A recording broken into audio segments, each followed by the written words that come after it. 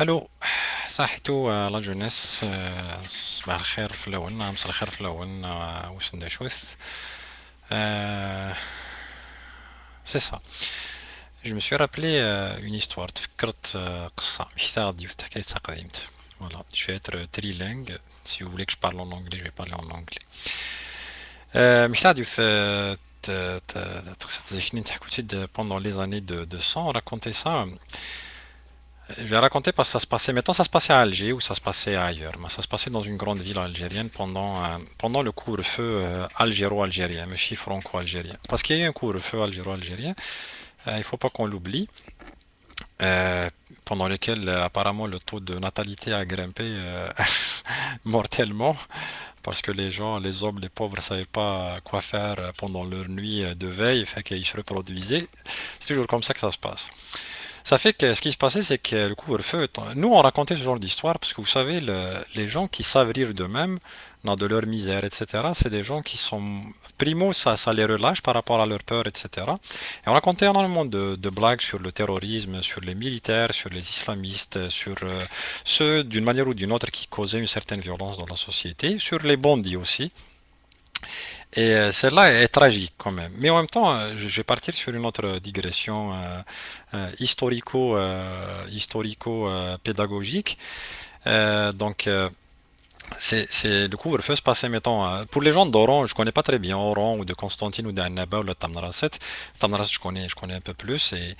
Et donc, pour ces gens-là, ils peuvent localiser plus ou moins certains endroits. Mais imagine qu'il y a eu le couvre-feu à Alger. Puis le couvre-feu était à 10 heures. Là, il passe une patrouille de soldats, là, je sais pas là, ou de ninjas.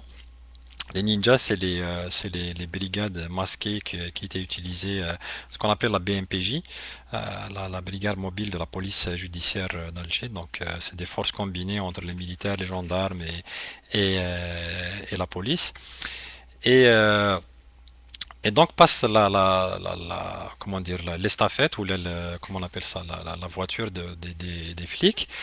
Et il était 10 heures moins quart. Donc c'était à Alger centre, mettons Place Audin. Un de ces jours, on va revenir sur la signification de Place Audin à Alger. Et là, il était 10 heures moins quart. Il patrouille. Soudain, il voit quelqu'un au loin. Ça fait chauffeur, Mskin, il était là. Il marchait, il courait parce qu'il était 10 heures moins quart. Il fallait qu'il rentre à la maison à 10 heures. La patrouille, elle passe. Puis soudain, l'un des soldats, il commande au chauffeur, donc tu arrêtes. Fait qu'il l'a arrêté. Il est descendu de l'estafette de la voiture. Il a chargé sa mitraillette, puis a abattu le pauvre gars qui est rentré chez lui. Le ben, soit par conscience, soit je sais pas quoi, etc. Ils lui ont crié dessus, Oshbek, etc. قلنا نرجليو سوايع تاعنا باش اسمه le couvre-feu exact soit respecté. الاخر قال لهم ما تخافوش. قالوا نعرفوا يسكن في البيار. قالوا je le connais ce type, c'est mon voisin à El Biar, donc à un quartier dans les hauteurs d'Alger. Il va certainement pas arriver avant 10h30. Fait qu'en fait, il l'a tué à l'avance. Pourquoi j'ai intitulé cette histoire m'en a rappelé une autre, qui est bien sûr Rudolf Giuliani, la façon dont il a réglé le problème de la sécurité à New York pendant qu'il était en règne il tenait les rênes de New York. Il a réglé de façon très drastique. Même à un moment donné, même la pauvreté est devenue, comment dire, justiciable. Tu n'avais plus le droit d'être pauvre ou d'être vagabondé ou l'âme, ils étaient justiciables. Et en même temps, ça m'a rappelé une vieille histoire. Là, je vais vous la lire. C'est vraiment extraordinaire.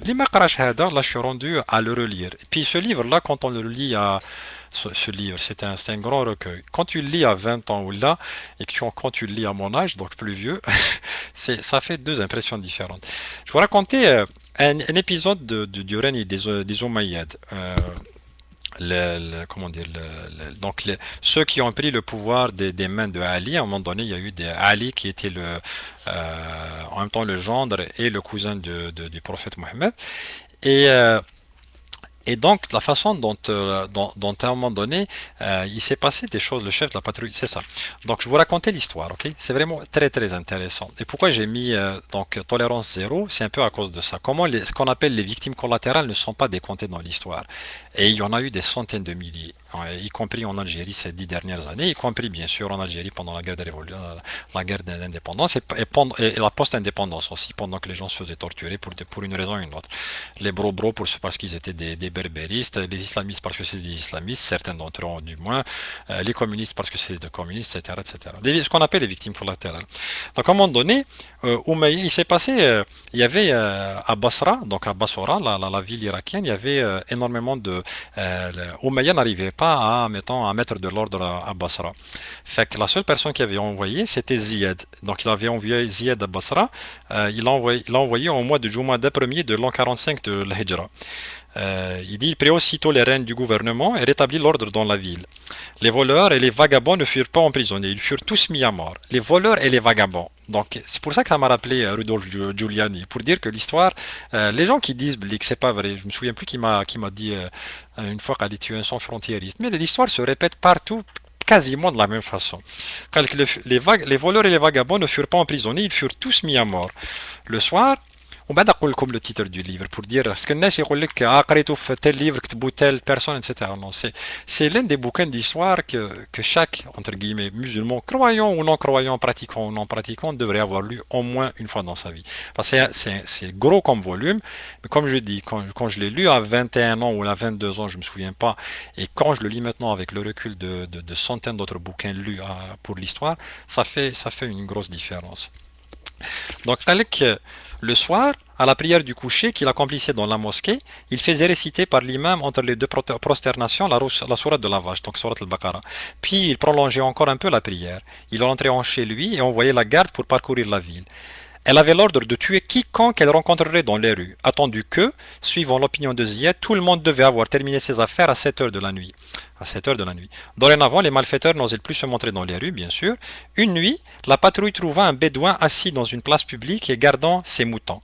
Le chef de la patrouille, ayant appris de lui qu'il avait amené ses moutons à Basra pour les vendre le lendemain, ne le tua pas sur le champ, mais le conduisit devant Ziyad. Celui-ci demanda au bédouin s'il ne connaissait pas le décret qui défendait à toute personne de se trouver dehors pendant la nuit. Le bédouin répliqua qu'il ne le connaissait pas, Mskin, qu'il n'était arrivé du désert que le jour même, amenant ses moutons.